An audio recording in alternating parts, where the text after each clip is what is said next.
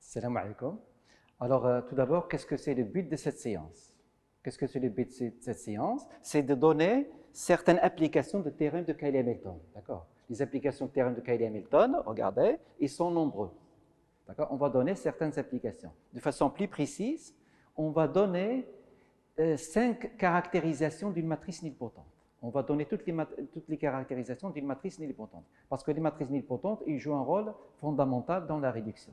Alors tout d'abord, je vais rappeler le résultat qu'on a montré dans le vidéo, ou dans le cours, d'accord? Donc il suffit de regarder la vidéo théorème de Cayley-Hamilton. Qu'est-ce qu'il dit, le théorème de Cayley-Hamilton? Je me donne un endomorphisme. Ça, c'est par définition le polynôme caractéristique. Voilà. Donc je le calcule, tu le calcules, donc c'est un polynôme en x, et qu'est-ce que tu fais? Tu l'évalues en petit f. Donc ici, je développe, et je l'évalue en petit f. Alors, qu'est-ce qu'il dit le théorème de Cayley-Hamilton? Il dit que de f est égal à 0. De façon plus précise, le polynôme caractéristique est toujours un polynôme annulateur de petit f. Voilà. Alors maintenant, matrice et endomorphisme, c'est la même chose. Que veut dire matrice et endomorphisme? C'est la même chose. En dimension finie, tout résultat qui est vrai pour les endomorphismes, il passe en matrice, et vice-versa. De façon plus précise, regardez là. Tu regardes là. Chaque fois que je me donne une base, je me donne une base quelconque, je la fixe, d'accord? J'ai un isomorphisme, donc ici, isomorphisme. On a un isomorphisme.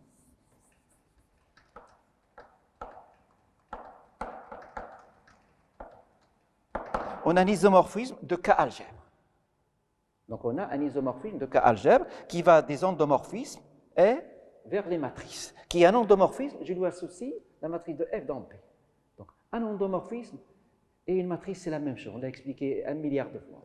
Voilà ce que veut dire. On a un isomorphisme de quoi? De K-algèbre. D'accord? Il ne faut pas avoir peur de K-algèbre. Il ne faut pas avoir peur de K-algèbre. K-algèbre sous un nom plus espace vectoriel. Voilà. Qu'est-ce que c'est un morphisme de groupe? Il respecte la structure du groupe. Qu'est-ce que c'est une application linéaire? Il respecte la structure d'application linéaire. Qu'est-ce que c'est un morphisme de K-algèbre? Tu as 3 lois, elle respecte toutes les lois. Que veut dire elle respecte toutes les lois? Elle respecte toutes les lois. Cela signifie, d'accord, que M de P de F, c'est P de F. Regarde. Cela veut dire que M de P de F, c'est P de M de F. L'avantage d'un morphisme de K-algèbre, il respecte toutes les lois. Donc il respecte même le polynôme. Pour une application linéaire, qu'est-ce qu'on a? On a f de alpha x plus bêta y, c'est alpha f de x plus bêta f de y. Ça, c'est pour une application. Donc une application linéaire, elle conserve les combinaisons linéaires. D'accord? Un groupe, il respecte le produit. Application linéaire, il conserve les combinaisons linéaires. Un morphisme de K-algèbre, regardez, il conserve les polynômes en F. Donc, on peut montrer facilement, première méthode, pour quelqu'un qui est sérieux, il dit, chaque fois que l'on a un morphisme de K-algèbre, on a l'image du polynôme, c'est le polynôme d'image. Quelqu'un qui dort, c'est pas grave, tu viens ici, tu crées ton P de F, tu fais sortir la linéarité, tu utilises tes trucs, et tu trouves que c'est égal P de ça. Donc, tu peux vérifier que la matrice de P de F dans P, c'est quoi? C'est P de la matrice de F de B. Voilà.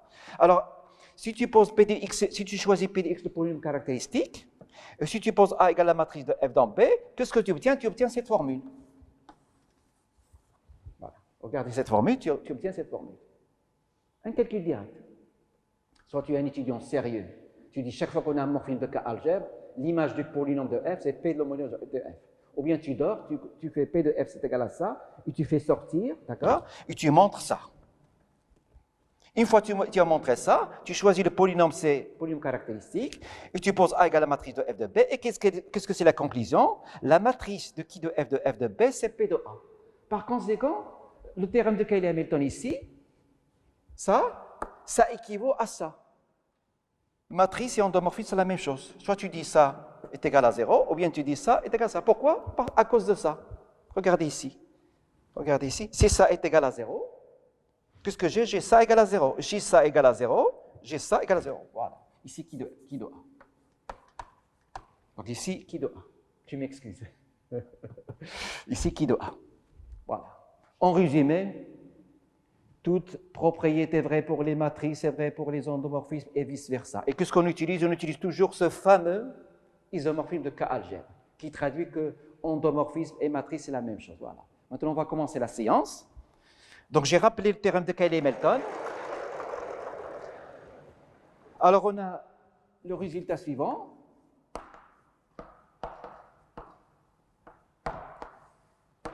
Donc, je considère une matrice carrée. Toujours en S3, les matrices sont carrées, donc ce n'est pas la peine de... Alors, les propriétés suivantes sont équivalentes. Alors, les propriétés suivantes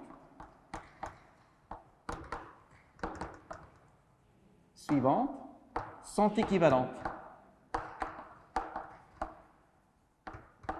Alors, qu'est-ce qu'ils disent ces propriétés?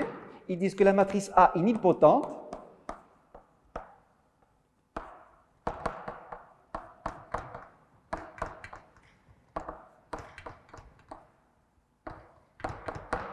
ça équivaut à quoi? Ça équivaut à son spectre sur C. Et quand j'écris C majuscule, cela signifie que pour R, c'est faux. Et il y a des contre-exemples, mais nous, on n'a pas le temps. D'accord? Voilà. Spectre de C de A est égal à 0. Il ne faut pas faire les erreurs. Si je dis spectre sur R est égal à 0, il est nilpotent. Voilà. Et ça équivaut à quoi? Son polynôme caractéristique, c'est quoi? C'est x à la puissance n. Et enfin, quoi? A à la puissance n est la matrice nulle. Il ne faut pas dire A à la puissance n est égal à la matrice nulle. Il faut dire A à la puissance sa taille. Il ne faut pas avoir honte. A à la puissance sa taille qui est égale à n est égal à 0,1. Voilà. Tu l'as fait une fois pour toutes dans ta vie, tu es tranquille. Voilà. Voilà. Donc, on va montrer ça. Donc, on va les montrer de manière cyclique. D'accord? On va montrer que 1 implique 2. J'écris mon hypothèse. A est une matrice nilpotente. Que veut dire A est une matrice nilpotente? A est une matrice nilpotente. A est nilpotente signifie qu'il existe un petit P appartenant à n étoile tel que A à la puissance P est la matrice nulle. Je récite cette définition de nilpotente. Je ne parle pas d'indice. Nilpotente signifie ça. Et que signifie ça? C'est un jeu de mots. Regardez maintenant, c'est un jeu de mots. Cela signifie que le monôme, ou bien le polynôme, que x à la puissance p est un polynôme annulateur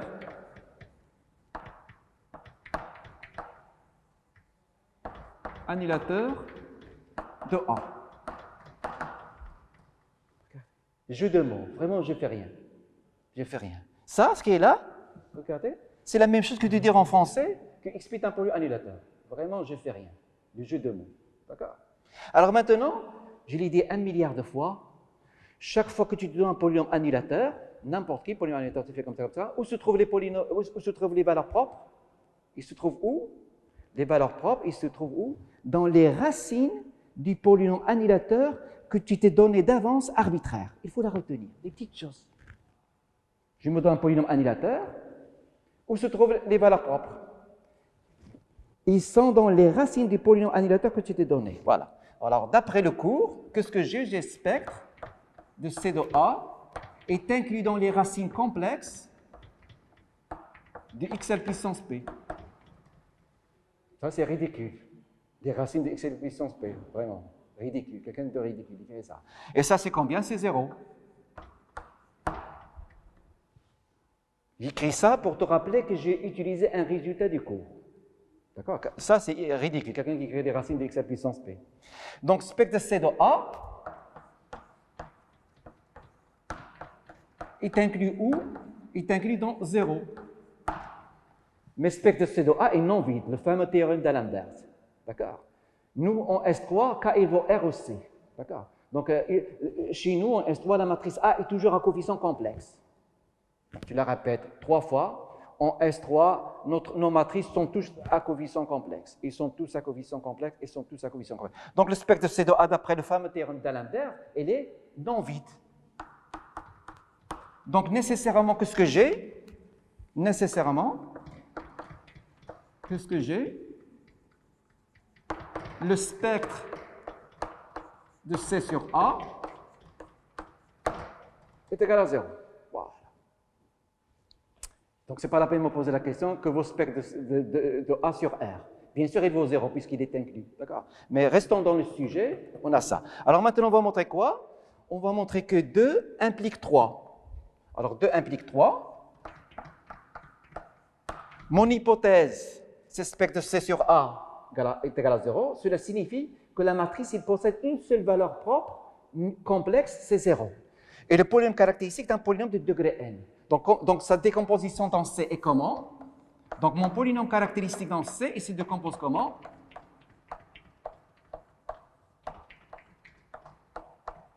Voilà. Je procède de manière scalaire. Polynôme caractéristique degré n. Je suis dans C, tout le monde est scindé, d'accord? Et qu'est-ce que c'est spectre de C sur A? C'est l'ensemble des racines de celui-là. Donc ici, j'ai 0, 0, 0. Donc combien 0? J'ai n0. Donc le résultat final, c'est quoi? C'est x à la puissance n.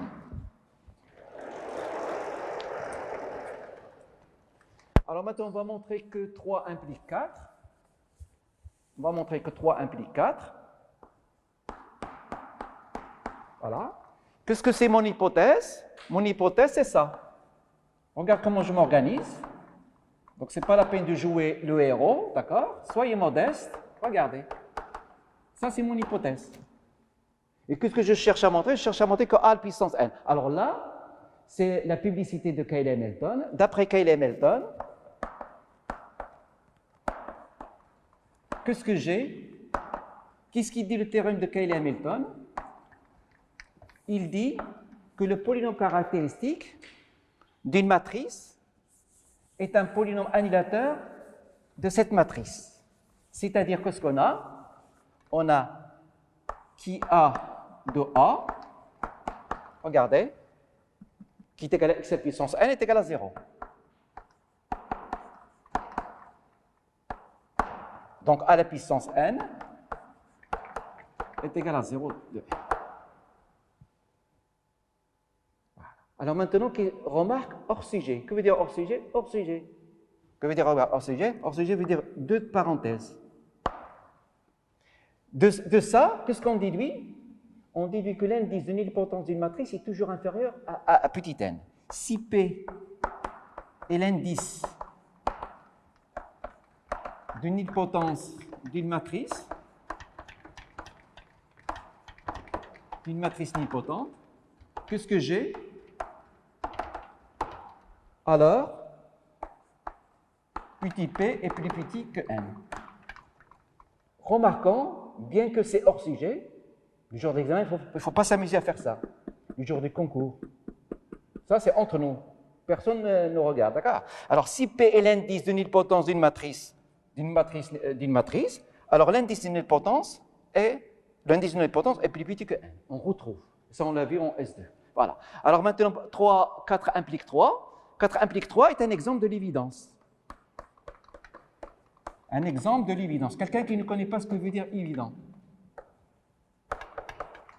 Monsieur, je ne connais pas ce que veut dire évident. Un exemple de l'évidence. Voilà. Alors, on va continuer. Ça, c'est 1. Ça, c'est 2. Alors, exercice 1. Alors, qu'est-ce qui traite l'exercice 1? Que vaut la trace d'une matrice à la puissance k? La trace de m à la puissance k, combien il vaut? Alors, exercice 1, c'est celui-là. Voilà.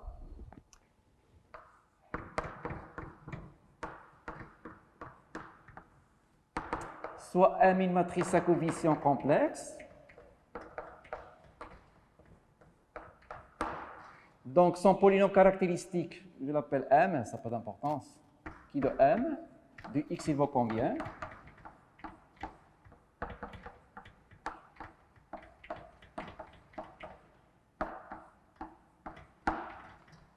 Donc, chaque fois que j'ai une matrice à coefficient complexe, et je l'ai dit en S3, tous nos matrices ils sont en coefficient complexe. Tu la répètes.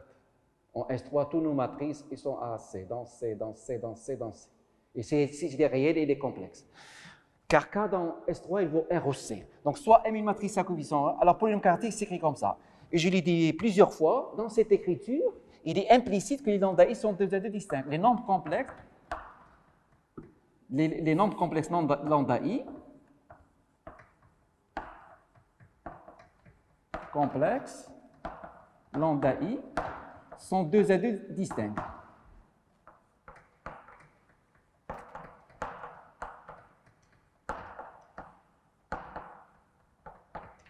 Voilà.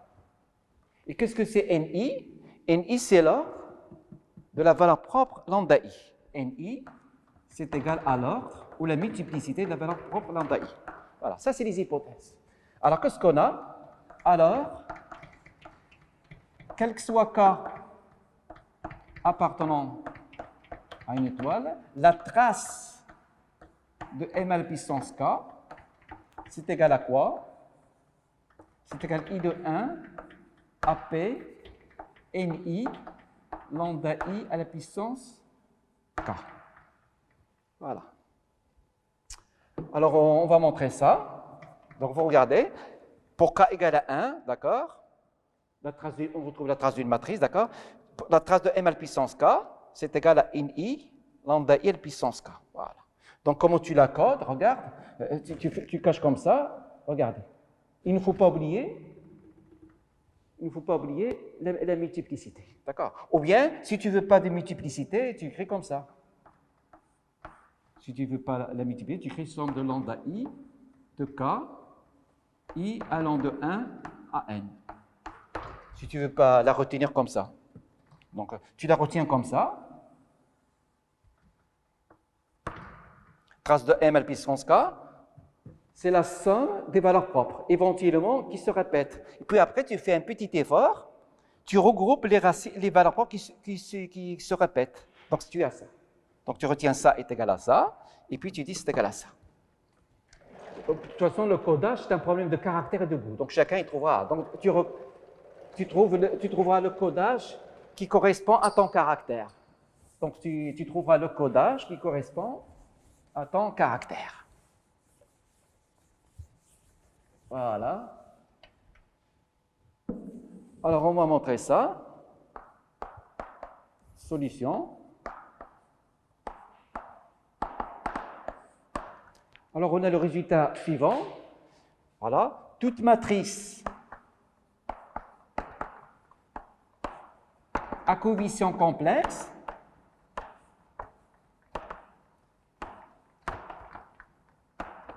c'est un résultat qui est très important, est trigonalisable. Est trigonalisable. Donc, tu regardes ton cours. Qu'est-ce que cela signifie en français trigonalisable? C'est-à-dire, elle est semblable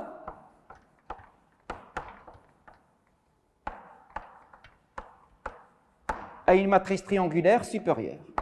Donc, c'est un résultat fondamental. C'est une conséquence immédiate du théorème d'Alembert à une matrice triangulaire supérieure.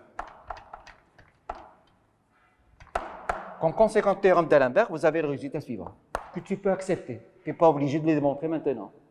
Le théorème d'Alembert, est-ce que tu connais sa démonstration? Tu ne connais pas sa démonstration. Même chose, celui-là, tu le retiens. Chaque fois que j'ai une matrice à coefficient complexe, que se passe-t-il? Il est semblable à une matrice triangulaire. Voilà, tu l'acceptes. Alors, on va appliquer ce résultat. Donc, notre matrice M est semblable à une matrice triangulaire supérieure.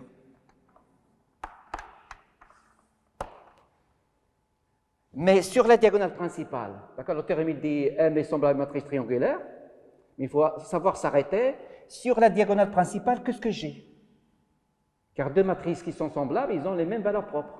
Sur la diagonale principale, j'ai les valeurs propres. Lambda 1, lambda 2, lambda n. Donc notre hypothèse, il faut l'écrire correctement. Il ne faut pas l'écrire comme le théorème ici. Car le théorème qui est là, c'est un théorème de mathématiques, il est général pour tout le monde. l'analyse, théorie de nombres, etc. Nous, en ce qui nous concerne, on l'écrit d'une manière plus précise. Une matrice à coefficient complexe est semblable à une matrice triangulaire, mais à savoir, et c'est évident, on l'a dit plusieurs fois, sur la diagonale principale, j'ai les valeurs propres. Maintenant, on l'a dit plusieurs fois, si M est semblable à ça, d'accord, à cette matrice-là, alors ML puissance K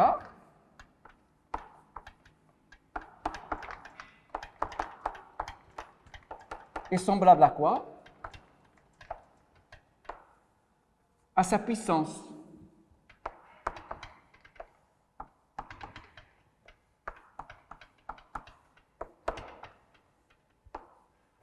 Voilà. Donc je mets le croix. Pourquoi je mets le croix? Pour une matrice triangulaire, ce qui se trouve là n'est pas important en S3, d'accord? Ce qui compte, c'est la diagonale principale.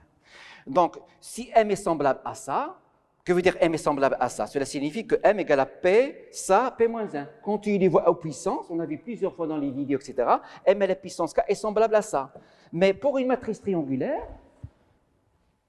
que se passe-t-il pour une matrice triangulaire? Qu'est-ce que j'ai? La puissance d'une matrice triangulaire est une matrice triangulaire.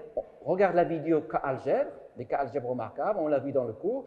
Ça, c'est une matrice triangulaire, d'accord? Elle est égale à quoi? Sur la diagonale principale, qu'est-ce que j'ai? J'ai lambda 1 à la puissance K, lambda 2 à la puissance K, lambda n à la puissance K. C'est vrai, c'est une matrice triangulaire. Mais ce qu'il y a de très important, ça c'est une matrice. Sur la diagonale principale, qu'est-ce que j'ai?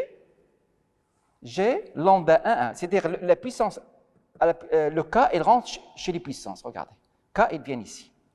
Donc en résumé, quand tu as une matrice triangulaire, quand il est la puissance K, d'accord? C'est vrai, elle est triangulaire, mais il ne faut pas ignorer sa diagonale principale.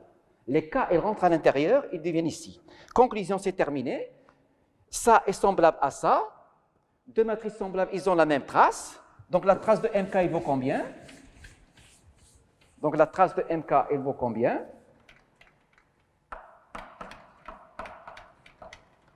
C'est la somme de I de 1 à n lambda IL puissance K. Regardez, ça est semblable à ça. Donc la trace de ça est égale à la trace de ça. Et la trace de ça, c'est ça. Donc c'est une formule facile à retenir. Il faut la retenir comme ça. Et maintenant, je rentre dans la précision, d'accord?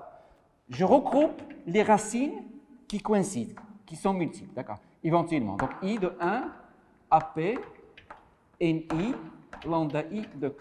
Voilà. Regardez la démonstration. Il te donne le codage. Donc, il faut la retenir la formule comme ça. Éventuellement, lambda 1 égale lambda 2, d'accord? Mais quand tu l'écris comme ça, ici, tu regroupes. Lambda 1 est une racine qui se répète n fois. Lambda 2 se répète n 2 fois. Donc, tu as cette formule. Voilà. Voilà, donc vous regardez votre formule. Et on va faire un autre exercice 2.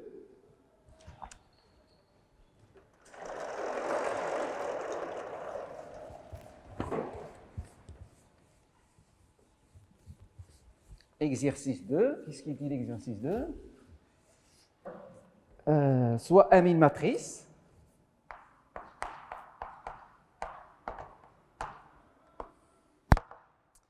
Soit M une matrice. Alors l'exercice 1, c'est celui-là, vous le regardez. Vous le regardez bien. Et vous me posez toujours la question, si M est une matrice à coefficient réel. Si M est une matrice, qu'est-ce que se passe-t-il, monsieur? Eh bien, si M est une matrice à coefficient réel, elle est à coefficient complexe, et la trace de M à la puissance K, ça existe toujours, et c'est égal à quoi? C'est égal à la somme des ini lambda I à la puissance K, et qu'est-ce que c'est lambda I? Ce sont les valeurs propres complexes, tu les répètes 100 fois. Voilà. La question, s'il est réel, il est complexe, et tu récites ta question. Voilà. La trace de M, ça existe, indépendamment de R ou C. Ce n'est pas la peine de dire s'il est à coefficient réel, d'accord? Mais il faut faire attention quand il est à coefficient réel, n'oublie pas, les lambda I sont les valeurs complexes. Alors, maintenant, l'exercice, qu'est-ce qu'il dit cet exercice? Montrer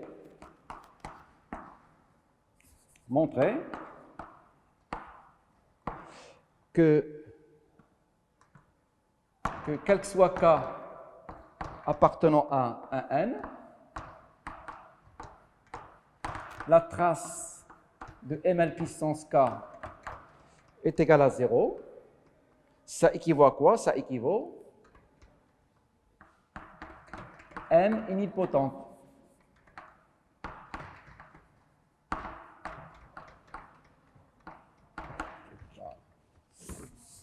Ça équivaut à M nilpotente.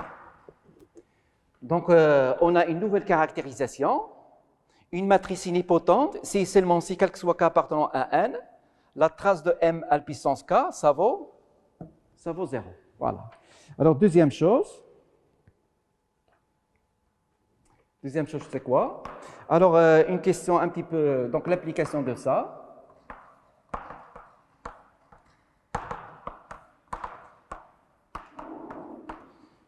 On se place dans le groupe. On se place dans le groupe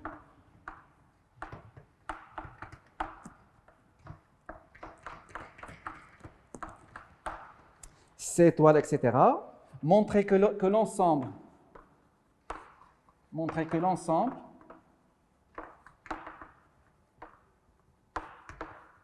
des éléments qui possèdent un ordre fini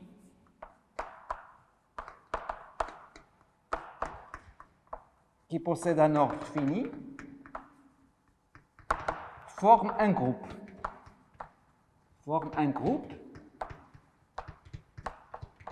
U que l'on précisera.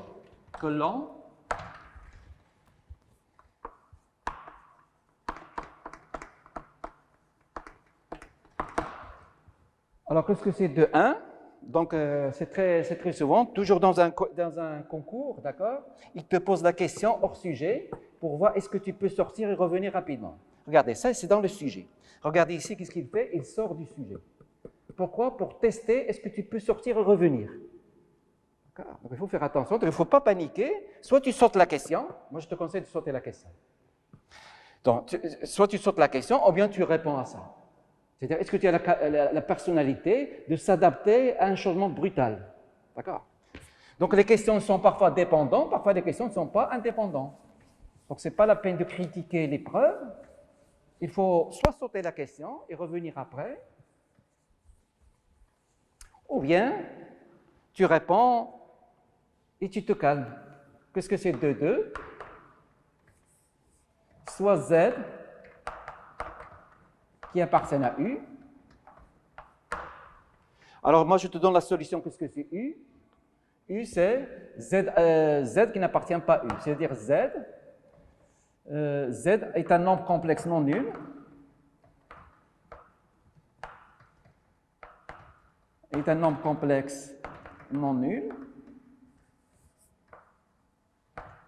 Qui vérifie quoi? Qui vérifie quel que soit K appartenant à n étoile, Z à la puissance K est différent de 1. Donc nous, je te donne la réponse. Qu'est-ce que Z n'appartient pas à U, c'est-à-dire quel que soit K, petit k, Z à la puissance K est différent de 1. C'est-à-dire U, c'est ça. U, c'est ça. C'est cette réunion.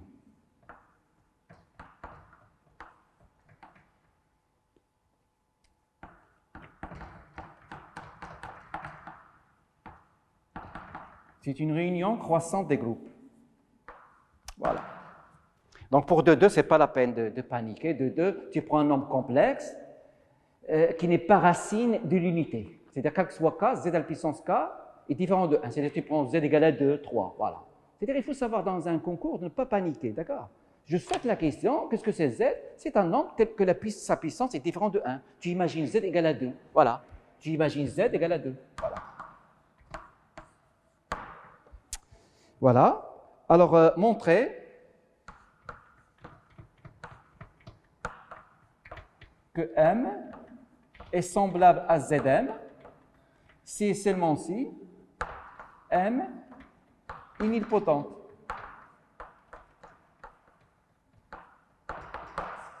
Voilà. Voilà, donc...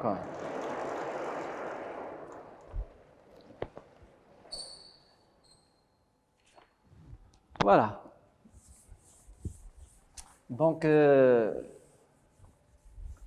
il faut montrer qu'une matrice M est nilpotente si seulement si la trace est égale, des puissances égales à 0.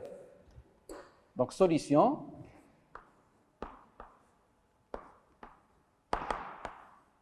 Donc, je commence par l'implication qui est facile. Qu'est-ce que c'est l'implication qui est facile? C'est l'implication réciproque. Il faut toujours commencer par l'implication facile. Donc, l'implication facile, c'est l'implication réciproque. Donc, l'hypothèse, c'est quoi? M est nilpotente. Donc, j'écris mon hypothèse. Alors, si M est nilpotente, qu'est-ce que je veux montrer? Je veux montrer que, quel que soit K appartenant à N, la trace de MK est égale à 0. Mais si M est nilpotente, qu'est-ce que je peux dire de ML puissance K? Alors, quel que soit petit K appartenant à N étoile, carrément, la matrice ML puissance K est également nilpotente. Est également nilpotente. Pourquoi? Parce que d'après Cayley, je l'élève à la puissance n pour ne pas trop se casser la tête. Car d'après Cayley, et pour ne pas trop se casser la tête, d'après Cayley, que vaut m à la puissance k à la puissance n? Donc m à la puissance k à la puissance n, c'est m nk. Et par hypothèse m est nilpotente, que veut dire m est nilpotente? D'après Cayley, m à la puissance n est la matrice nulle. Donc c'est égal à la matrice nulle à la puissance k, donc c'est égal à 0. Donc si m est nilpotente, ml puissance k est également une matrice nilpotente. ml puissance k est une matrice nilpotente. Qu'est-ce que c'est sa trace? Sa trace, c'est la somme de ses valeurs propres complexes. Or, une matrice nilpotente, il possède une seule valeur propre, 0. Donc il est évident que la trace de mk et mk en tant que matrice nilpotente, d'accord? Il possède une seule valeur propre, complexe, c'est 0. Donc c'est égal à 0. Et on a quel que soit k. Donc l'implication, ça, c'est facile. Alors pour l'autre implication,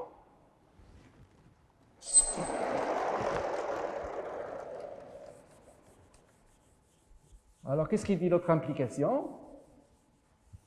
Qu'est-ce que c'est l'hypothèse? L'hypothèse, c'est donc l'implication directe. L'hypothèse, je l'écris. Quel que soit K appartenant à n-1, j'ai la trace de ml puissance K est égale à 0. Voilà.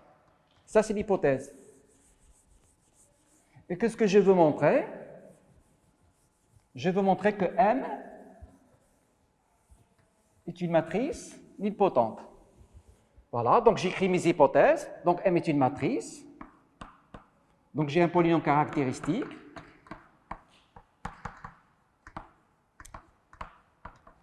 Donc j'écris mes hypothèses. Le polynôme caractéristique s'écrit comme ça. Les lambda, ils sont les valeurs propres complexes. Ils sont les valeurs propres complexes distinctes.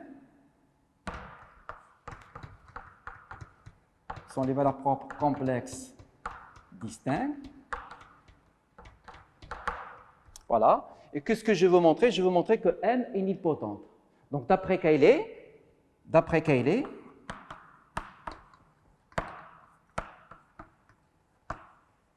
qu'est-ce que j'ai? D'après Cayley, montrant que le spectre sur C de M, il vaut combien? 0. Voilà. Alors qu'est-ce que je fais? Je raisonne par l'absurde. Donc le raisonnement par l'absurde, c'est très facile. Le départ, c'est très facile. Il reste à chercher la contradiction. Supposons que le spectre de C de M est différent de 0. Je raisonne par l'absurde. Voilà. Et j'explique à moi-même que veut dire le spectre de C de M est différent de 0. Que veut dire ça? Le spectre de C de M, il est non vide. Il y a des valeurs propres. Lambda 1, lambda 2, lambda R.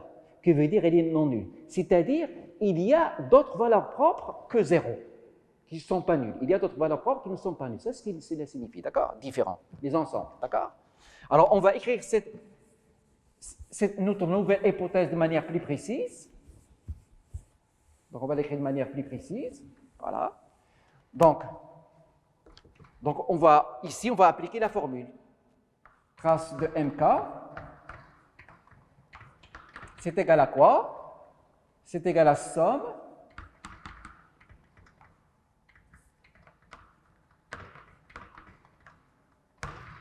ça, c'est la formule qu'on a vue. Trace de M à puissance K, il vaut ça.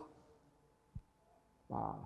Mais cette formule, franchement, cette formule, ça c'est la formule générale. D'accord, formule générale. Est-ce qu'ici, on considère les valeurs propres nulles dans cette somme? Dans cette somme, on peut toujours enlever les valeurs propres nulles. D'accord? Les valeurs propres nulles, c'est ridicule. D'accord? Ça, c'est une remarque. D'accord? Dans cette formule, il est juste. D'accord? Mais nous, une valeur propre qui est nulle, il a une contribution nulle.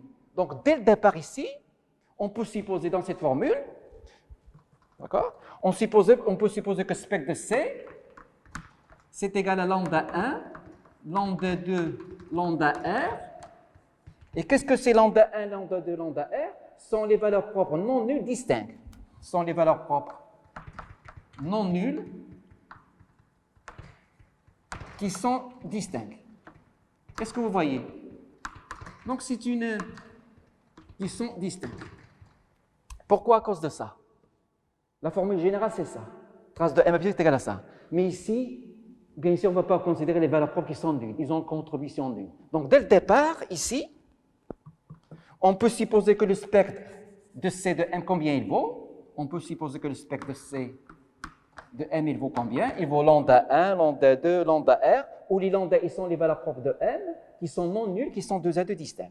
Donc, d'après cette formule, trace de MK, c'est égal à la somme de I de 1 à R, NI, lambda I à la puissance K. Et K de 1 à R. Voilà. Et petit r est bien sûr plus petit que petit n. D'accord? Petit r, c'est évident, il est plus petit que petit n. Voilà. Alors maintenant, je vais écrire mon hypothèse. Où est mon hypothèse? C'est là. Il ne faut pas se perdre. C'est de la cuisine. C'est de la cuisine.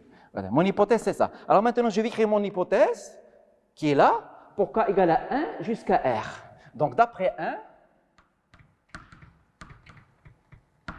qu'est-ce que j'ai? J'écris cette hypothèse. Donc, qu'est-ce que ça donne ici? Regardez. Ça donne N1, lambda 1, plus N2, lambda 2, plus NR, lambda R est égal à 0. K, il vaut 1. J'écris cette hypothèse pour K égale à 1. J'écris maintenant pour K égale à 2. N1, lambda 1 au carré, plus N2, lambda 2 au carré, plus NR, lambda R au carré. Ici, K, il vaut 2. Maintenant, j'écris mon hypothèse pour K égale à R. Donc, ça fait combien? Ça fait N1, lambda 1 de R, plus N2, lambda 2 à la puissance R, etc., plus NR, lambda R à la puissance R égale à 0. Donc, j'obtiens un système. J'obtiens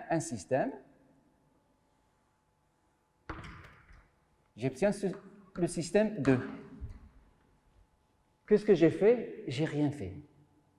Dans cette relation, je prends K égale à 1 et j'écris bêtement. J'écris K égale à 2 et j'écris bêtement. Je prends petit k égale à R et j'écris bêtement. Donc j'obtiens ce système. Voilà, que j'appelle 2. Maintenant, c'est terminé.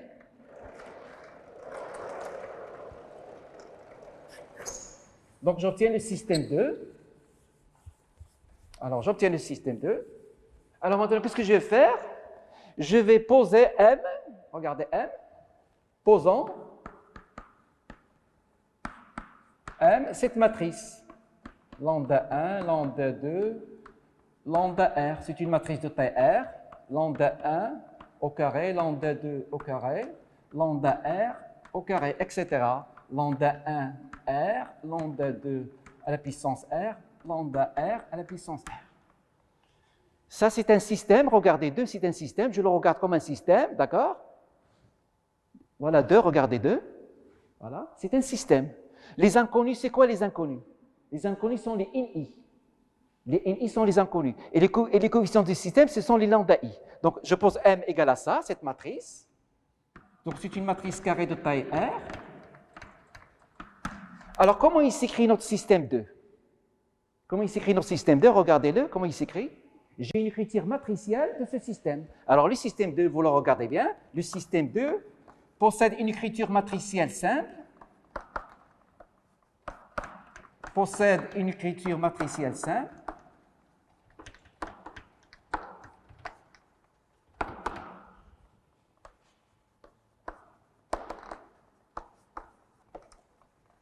C'est quoi cette écriture matricielle simple? M, N1, N2, Nr, qui est égal à 0. Chaque fois que tu as un système linéaire, il possède une écriture. Voilà. Tout système possède une écriture matricielle. Ça, c'est encombrant, ça fait sale, ça, c'est dur. Et qu'est-ce que c'est M, notre matrice M? C'est celle-ci. Question, que vaut le déterminant de ça? Au mieux, reconnaître le déterminant de M. Reconnaître. Regardez le français, reconnaître. Ce n'était pas calculé. Reconnaître le déterminant de M. Eh bien, on va le reconnaître. Le déterminant de M, je viens ici. Donc, je fais double barre. Ça, c'est le déterminant de M. Donc, ça devient une barre, le déterminant. Donc, c'est un déterminant d'ordre R. Voilà. Et qu'est-ce que je fais dans ce déterminant? Un déterminant est linéaire par rapport à n'importe quelle colonne. Un déterminant est linéaire par rapport à n'importe quelle colonne. Alors ici, je factorise avec lambda 1. Ici, je factorise avec lambda 2. Et dans la rème colonne, je factorise avec lambda R. Donc ici, je factorise avec lambda 1, il sort. Lambda 2, il sort. Lambda R, il sort. Donc combien il vaut le déterminant de M? Il vaut lambda 1, lambda 2, lambda R, et puis quoi j'ai? J'ai des 1. Et je regarde qu'est-ce qu'il me reste. Donc le lambda 1, lambda 2, donc il suffit de recopier.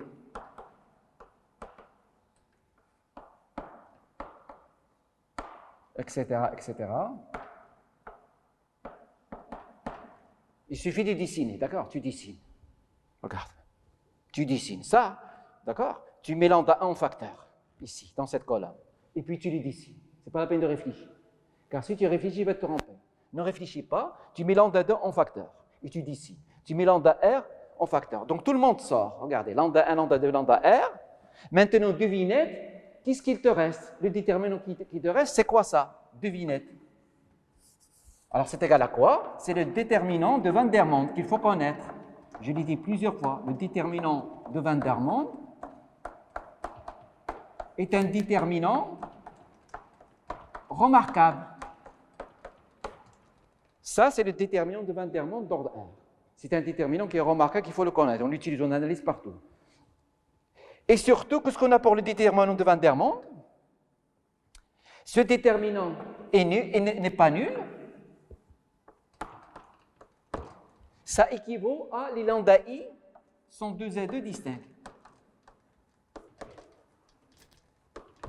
Sont 2 et 2 distincts.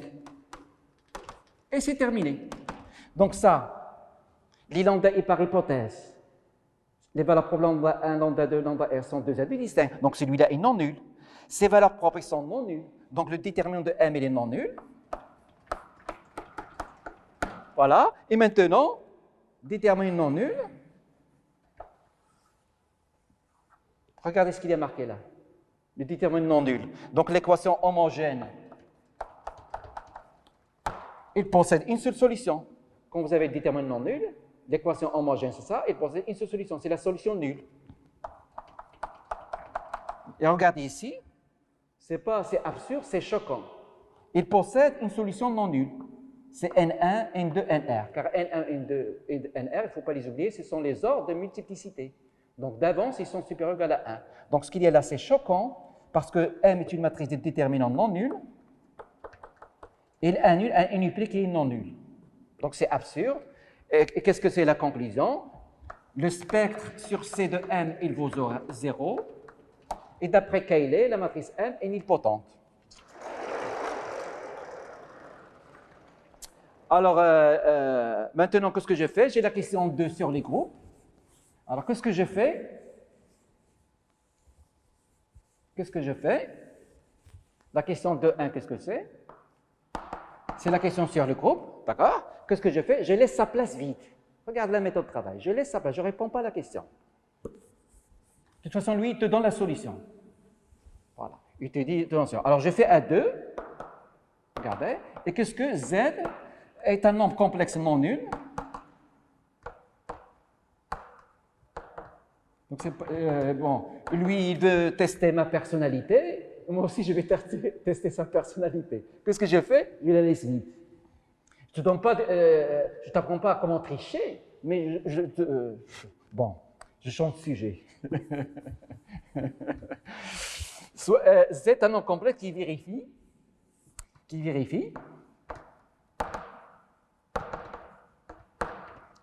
quel que soit K appartenant à n étoile. Voilà. Donc j'utilise son résultat qu'il m'a donné ici. D'accord? Lui, il te donne le résultat. D'accord? Il te dit U, c'est égal. Donc j'utilise son résultat. Qu'est-ce que c'est Z? C'est tout simplement un nombre complexe qui vérifie, quel que soit K, Z à la puissance K est différent de 1. En un seul mot, ton petit Z n'est pas racine d'unité. Par exemple, tu prends Z égale à 2. Donc tu peux imaginer que petit Z égale à 2. Voilà. Et ce que tu fais pour 2, il est vrai pour les autres. Voilà. Alors, qu'est-ce qu'on va montrer? On va montrer une implication qui nous concerne. Qu'est-ce que c'est l'hypothèse? M est semblable à Q de M. Et qu'est-ce qu'on va montrer? Ça s'appelle l'hypothèse. M est semblable à Q de M. Et qu'est-ce qu'on va montrer? On va montrer que M est une matrice nilpotente.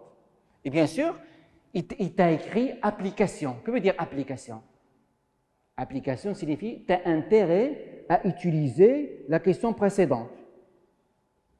Autrement dit, si tu n'utilises pas la question précédente, tu vas te casser les dents. Ou bien il y a une astuce, d'accord? Car il y a un inspecteur qui vérifie le sujet, d'accord? Donc, j'utilise la question précédente. Qu'est-ce qu'il dit la question précédente? Il dit comme ça. Il dit, si quel que soit K appartenant à une étoile, la trace de M à la puissance K est égale à 0, M est nilpotente.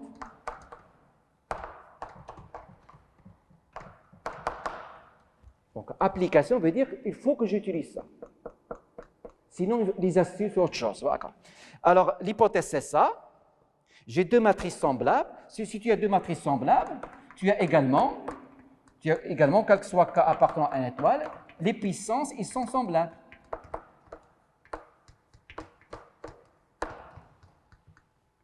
Donc, les puissances, ils sont semblables. Donc, ils ont la même trace. Donc, quel que soit K appartenant à une étoile, qu'est-ce que j'ai? J'ai la trace de M à la puissance K est égale à la trace de ça. Ça veut dire combien se vaut cette matrice? C'est Q à la puissance K, M à la puissance K est égal à Q à la puissance K, trace de MK. Voilà. Donc, cette dernière égalité est équivalente à quoi? Cette dernière égalité est équivalente à quoi? Est équivalente à quel que soit K appartenant à n étoile, G1 moins Q à la puissance K, trace de MK est égal à 0. Et c'est terminé. Et c'est ici que j'utilise ma fameuse hypothèse Q n'est pas racine d'unité. Q n'est pas racine d'unité, ça veut dire que ça c'est non nul.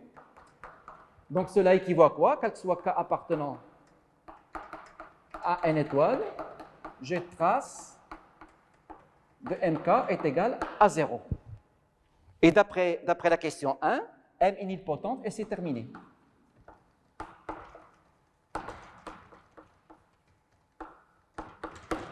Voilà. Maintenant, j'ai terminé l'épreuve. Qu'est-ce que je fais? Je reviens à cette question. Un groupe. Montrer que l'ensemble des éléments qui possèdent un ordre fini, c'est un groupe. Voilà, je reviens à ma question, regardez. Je fais l'inverse. Voilà. Alors, que veut dire, tu es dans le groupe C étoile. Que veut dire un nombre complexe de ce groupe possède un ordre fini? Que veut dire il possède un ordre fini? C'est-à-dire Z possède un ordre fini. Que veut dire ça? Cela signifie qu'il existe petit k appartenant à n étoile tel que Z à la puissance k est égal à 1. Voilà. Donc, qu'est-ce que c'est U? Qu'est-ce que c'est U? L'ensemble des éléments qui possèdent un ordre fini, c'est tout simplement, par définition, c'est la réunion des nombres complexes tels que Z à la puissance k est égal à 1. Par définition de l'ordre. Qu'est-ce que c'est l'ordre d'un élément dans un groupe? Quand tu dis un élément, il possède un ordre fini, cela signifie qu'il existe un petit k appartenant à n étoile tel que Z à la puissance k est égal à 1. Donc, cela signifie que votre U, c'est égal à ça. Ça, tu vas l'appeler ça UK.